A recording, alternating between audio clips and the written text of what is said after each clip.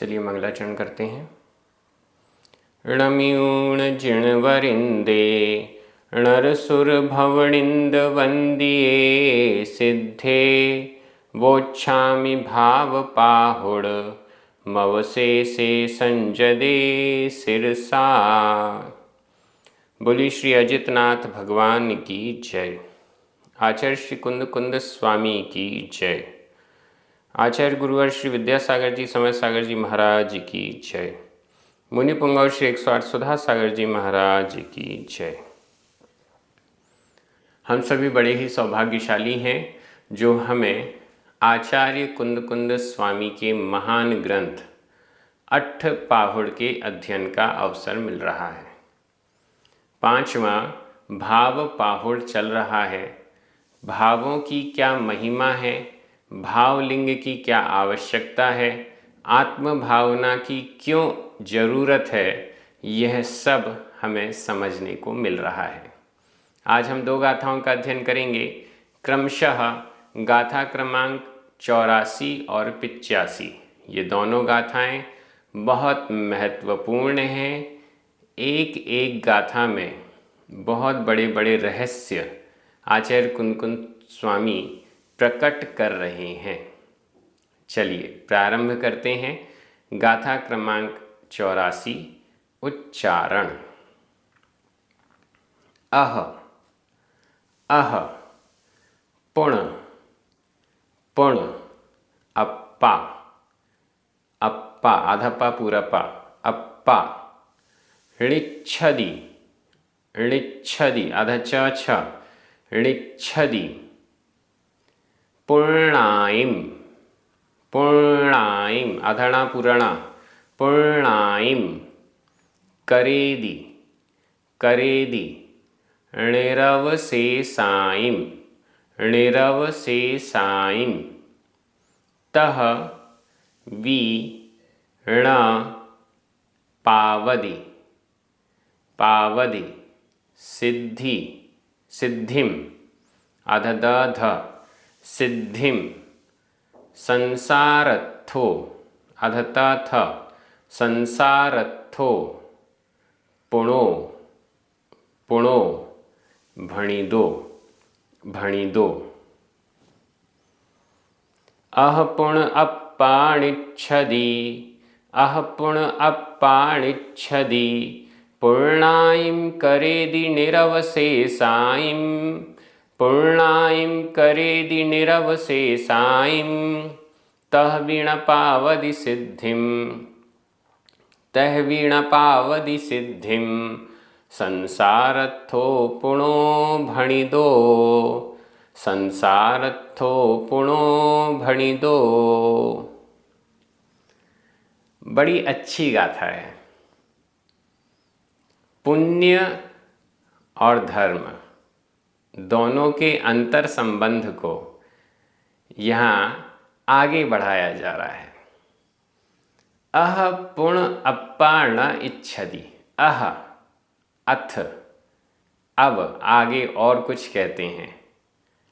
पुण पुनः अप्पा आत्मा आत्मा को अप्पा आत्मा को ण इच्छदि संधि विच्छेद कर लीजिए निच्छदि संधि विच्छेद ण में छोटा अ इच्छदि ई आ और ई मिलकर आ का लोप हो गया, ई शेष रह गया।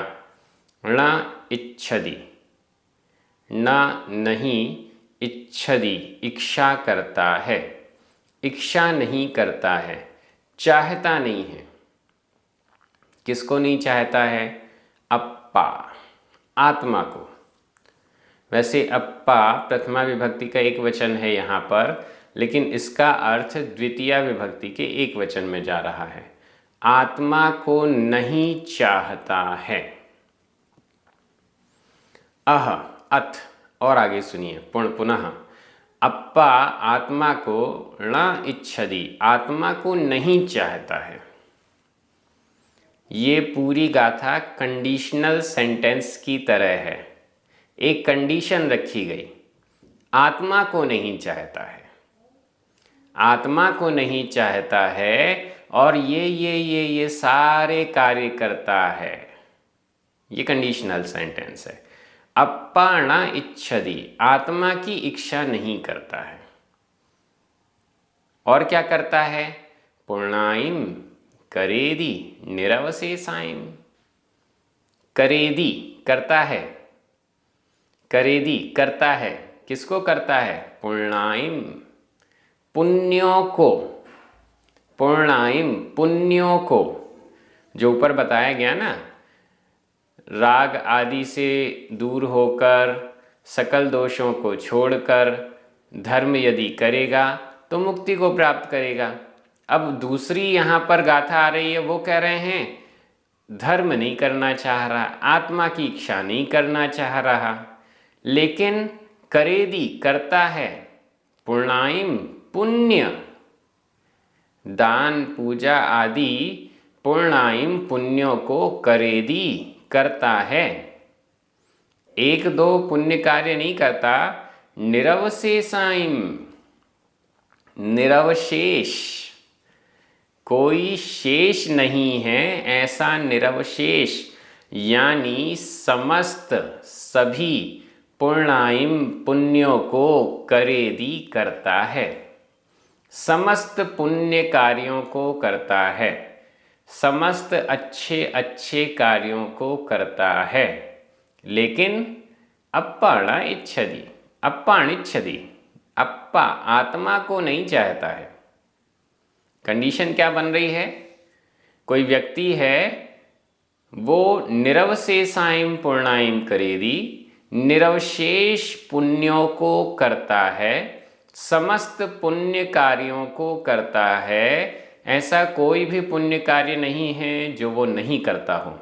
समस्त निरवशेष, कोई अवशेष नहीं है, कोई बचा नहीं है, समस्त पुण्य कार्यों को करता है, लेकिन अप्पा-णिच्छति, आत्मा की इच्छा नहीं करता है।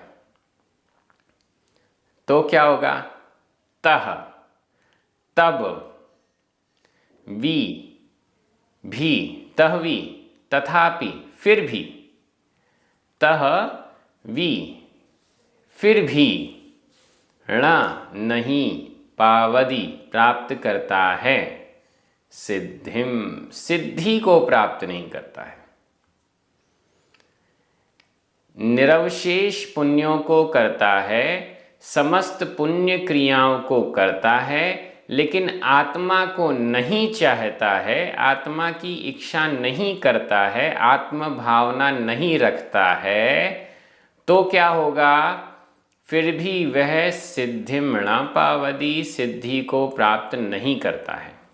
अब यहाँ जितने ये अव्यय दिए हुए हैं, वी, भी, तहवी, तथापि, फिर भी वह सिद्धि को प्राप्त नहीं करता। अब यह फिर भी क्यों कह रहे हैं? फिर भी वो सिद्धि को प्राप्त नहीं करता। निरवशेष पुण्यों को करता है, फिर भी वो सिद्धि को प्राप्त नहीं करता।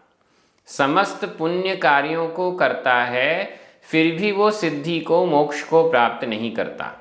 इस वाक्य का मतलब है कि जितने पुण्य कार्य किए जा रहे हैं, उनका फल तो सिद्धि प्रदान करना है, लेकिन कंडीशन बनी हुई है कि वो तो आत्मा को चाहता ही नहीं।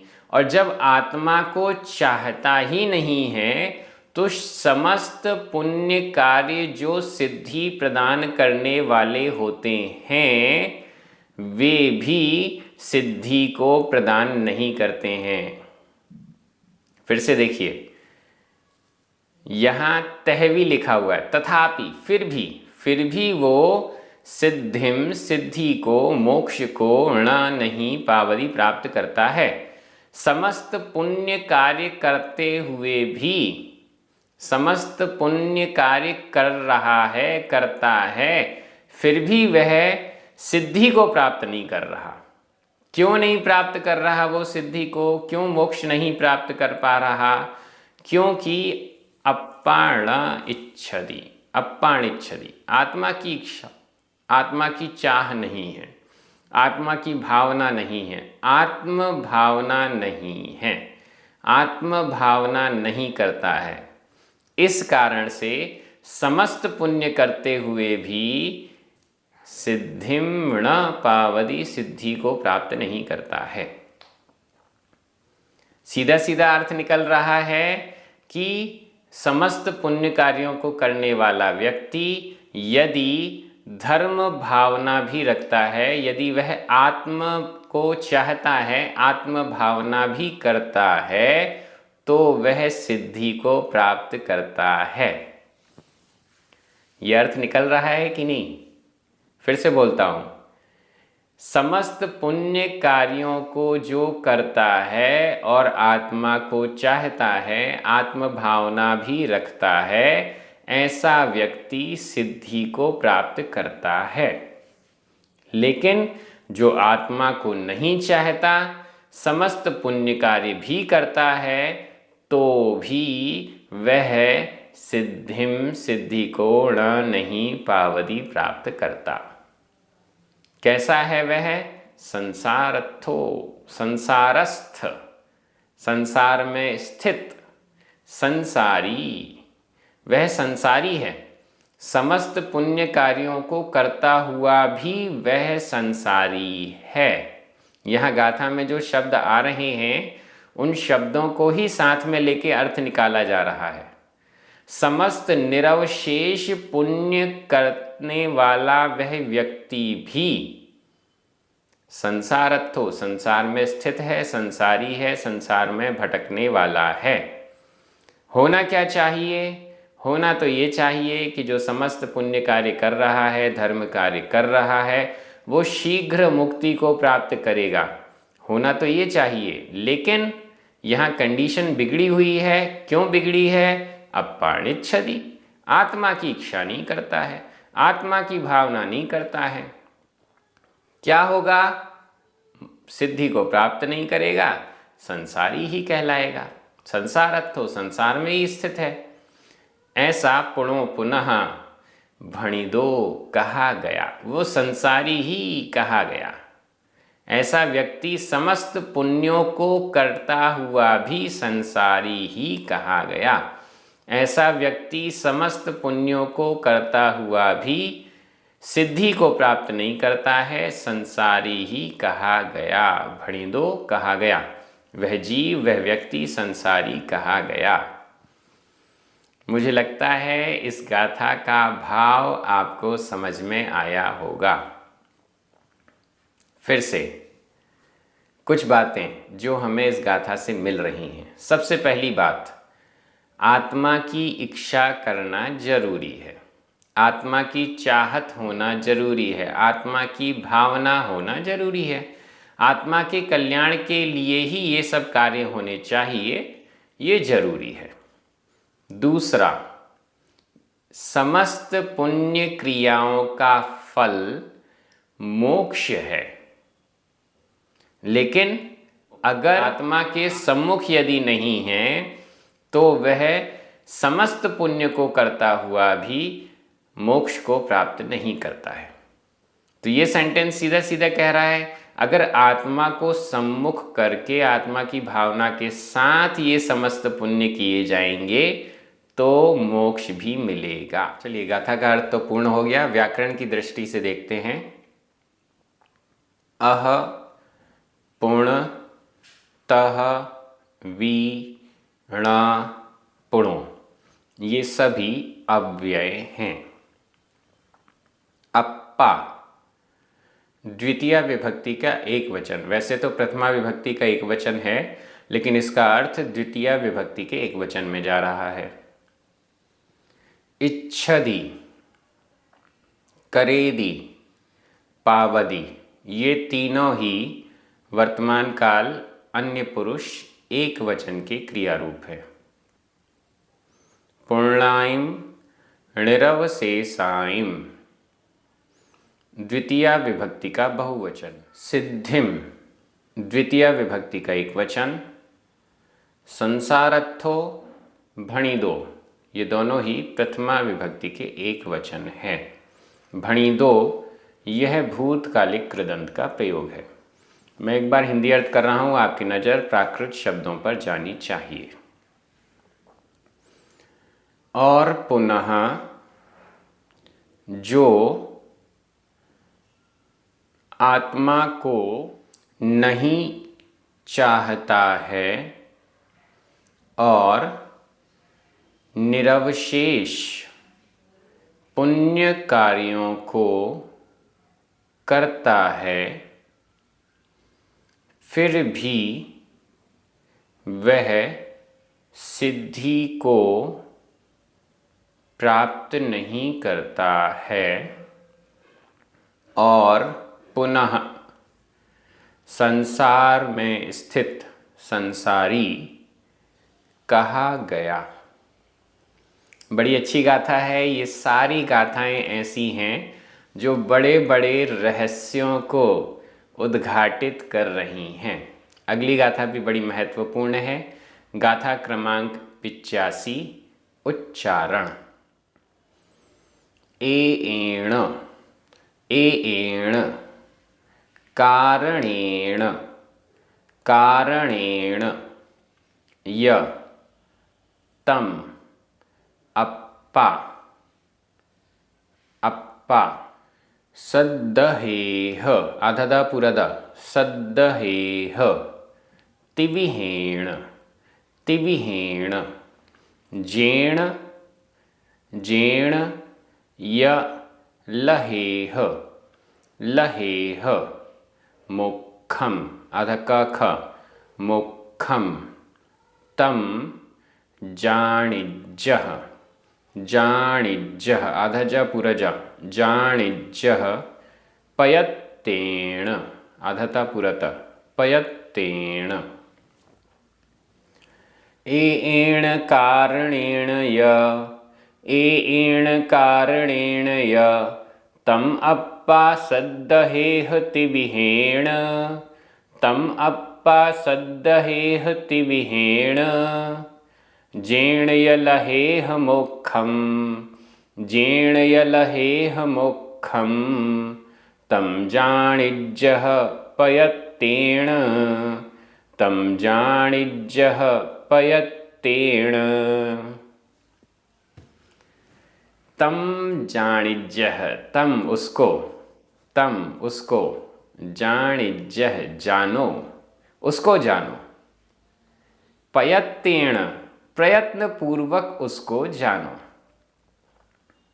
पयत्तेन प्रयत्न पूर्वक प्रयास करके पुरुषार्थ करके जैसे पुरुषार्थ करना पड़े जैसी मेहनत करनी पड़े वैसा करके तम उसको जानिज्जः जानो उसको जानो किसको जानो बड़ी महत्वपूर्ण गाथा है। एण कारणेण य और एण इसके द्वारा कारणेण इस कारण से एण कारणेण इस कारण से और इस कारण से जो पिछली गाथा में बताया गया और इस कारण से तम उस अप्पा आत्मा को यहाँ भी अप्पा प्रथमा विभक्ति का एक वचन है लेकिन इसका अर्थ द्वितीया विभक्ति के एक वचन में जा रहा है। एण कारणेण इस कारण से तम उस अप्पा आत्मा को सद्दहेह श्रद्धान करो। तिविहेण तीन विह प्रकार तीन प्रकार से श्रद्धान करो तीन प्रकार मन वचन काय अपने मन वचन काय से तीन प्रकार से मन वचन काय की शुद्धता पूर्वक तम अप्पा उस आत्मा को सद्दहेह श्रद्धान करो। सीधा सीधा आदेश या उपदेश। इस कारण से उस आत्मा को तीनों प्रकार से मनवचन काय से सद्दहेह श्रद्धान करो। क्या कारण है? क्योंकि आत्मा का भाव किए बिना, आत्मा के प्रति भावना किए बिना, आत्मा का श्रद्धान किए बिना समस्त पुण्य क्रियाओं को जो करता है फिर भी वह सिद्धि को प्राप्त नहीं करता, संसारी ही कहा गया। एण कारणेण, इस कारण से तम उस अप्पा आत्मा को तिविहेण तीनों प्रकार से मन वचन काय से सद्दहेह श्रद्धान करो। तुम सभी श्रद्धान करो, उस पर श्रद्धा रखो, आत्मा की भावना करो। जेण, जिससे, अगर हम आत्मा की श्रद्धान करेंगे तो क्या होगा? जेण, जिससे, या और जिससे, लहेह, प्राप्त करो। किसको प्राप्त करो? मोक्षम, मोक्ष को प्राप्त करो। जिससे तुम सभी मोक्ष को प्राप्त करो। हे द्रव्यलिंगी मुनिराज, आप सभी, तुम सभी इस कारण से उस आत्मा को तीनों प्रकार से श्रद्धान करो, भावना करो, और जिससे तुम सभी मोक्षम, मोक्ष को लहेह, प्राप्त करो, जिससे तुम सभी मोक्ष को प्राप्त करो। आत्मा का श्रद्धान करो, जिससे मोक्ष को प्राप्त करो। लहेह, प्राप्त करो। यहाँ सद्दहेह, लहेह और जाणिज्य, ये तीनों ही विधि एवं आज्ञा काल मध्यम पुरुष बहुवचन के क्रिया रूप है। मध्यम पुरुष बहुवचन मतलब तुम सभी के लिए यहाँ पर क्रिया बनी हुई है। तुम सभी, हे मुनिराज, हे द्रव्यलिंगी मुनिराज, आप सभी तीनों प्रकार से आत्मा पर श्रद्धान करो, आत्मा को श्रद्धान करो, जिससे कि मोक्षम, मोक्ष को लहेह, प्राप्त करो। आत्मा का श्रद्धान करने से मोक्ष मिलता है। मात्र आत्मा का श्रद्धान करने से मोक्ष नहीं मिलता, साथ में अवशेष पुण्य क्रियाएं भी करनी पड़ेंगी।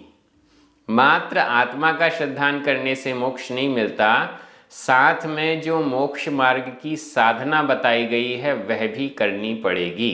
लेकिन दूसरी कंडीशन भी ऐसे ही लगा लीजिए, मोक्ष मार्ग की साधना करने मात्र से काम नहीं बनेगा, धर्म क्रियाएं करने मात्र से, पुण्य क्रियाएं करने मात्र से काम नहीं चलेगा, आत्मा की भावना भी होनी चाहिए। दोनों चीज़ें होनी चाहिए। मात्र द्रव्यलिंग बाह्य वेश से काम नहीं चलेगा, अंतरंग में भावलिंग भी होना चाहिए। मात्र भाव होने से काम नहीं चलेगा, बाहर से द्रव्यलिंग नग्नता आदि वीतरागता, निर्ग्रंथता भी होनी चाहिए। दोनों कंडीशन साथ में होंगी तो कल्याण हो जाएगा।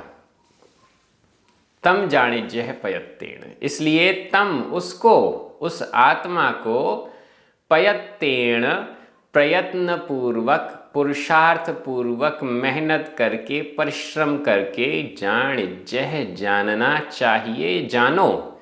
इसलिए उस आत्मा को प्रयत्न पूर्वक जानो, पुरुषार्थ पूर्वक जानो, यह आचार्य कुंद कुंद स्वामी कह रहे हैं। गाथा बड़ी सरल है। उन्होंने कहा कि आत्मा पर श्रद्धान किए बिना मोक्ष होता नहीं है, चाहे कितने भी पुण्य कार्य कर लो, चाहे सारे ही पुण्य कार्य कर लो, तो भी आत्मा को चाहे बिना मोक्ष नहीं होता। इसलिए आत्मा को जानना चाहिए, इसलिए आत्मा को जानना जरूरी है, आत्मा की भावना करना जरूरी है, आत्मा का श्रद्धान करना जरूरी है।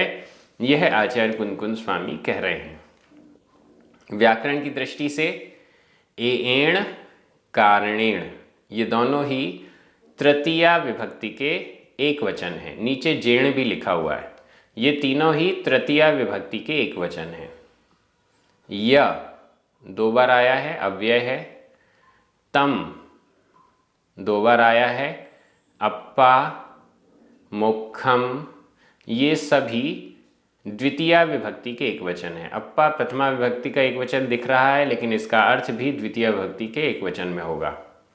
सद्दहेह, लहेह, जाणिज्यः, ये तीनों विधि एवं आज्ञाकाल मध्यम पुरुष बहुवचन के क्रिया रूप है। तिविहेण और पयत्तेण ये दोनों छूट गए, ये भी एण, कारणेण और जेण की तरह तृतीया विभक्ति के एकवचन हैं। इस प्रकार से इस व्याकरण यहाँ पर पूरी हो गई। मैं एक बार हिंदी अर्थ कर रहा हूँ, आपकी नज़र प्राकृत शब्दों पर जानी चाहिए। और इस कारण से वह आत्मा, उस आत्मा को तीन प्रकार से श्रद्धान करो, जिससे मोक्ष को प्राप्त करो। इसलिए उस आत्मा को प्रयत्नपूर्वक जानो। आचार्य कुंदकुंद स्वामी के द्वारा इतने महत्वपूर्ण जिन आगम के रहस्य गाथाओं के द्वारा प्रकट हो रहे हैं, हम सभी सौभाग्यशाली हैं। ये स्वाध्याय इसी प्रकार से आगे बढ़ता रहेगा। आप सभी बड़े आनंदित हैं, खुश हैं। जिनवाणी स्तुति कीजिए, 9 बार नमोकार मंत्र पढ़िए। सभी को जय जिनेंद्र।